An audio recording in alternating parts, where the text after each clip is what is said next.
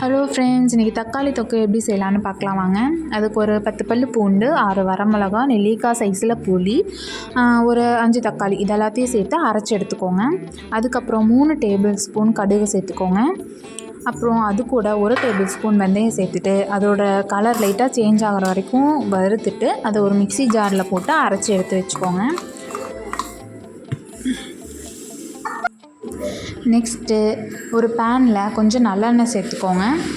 அது கூட நம்ம அரைச்சி வச்சுருந்தா பொடியை சேர்த்துருங்க. நெக்ஸ்ட்டு நம்ம அரைச்சி வச்சுருந்தோம் இல்லையா அந்த தக்காளி பூண்டு எல்லாமே அது எல்லாத்தையும் உள்ளே சேர்த்துருங்க. சேர்த்துட்டு நல்லா மிக்ஸ் பண்ணி விட்டுருங்க. நெக்ஸ்ட்டு அது கூட தேவையான அளவு உப்பு சேர்த்துக்கோங்க. 1 டேபிள் ஸ்பூன் பெருங்காயத்தூள் சேர்த்துக்கோங்க. பெருங்காயத்தூள் நிறையா சேர்த்தா தான் அதோடய டேஸ்ட் வந்து நல்லாயிருக்கும். 5 மினிட்ஸ் மூடி வச்சுருங்க. இந்த மாதிரி எண்ணெய் பிரிஞ்சு வரணும். பிரிஞ்சு வந்ததுக்கப்புறம் நம்ம எடுத்து வச்சுக்கலாங்க. அவ்வளோதாங்க, நம்ம தக்காளி தொக்கு ரெடி.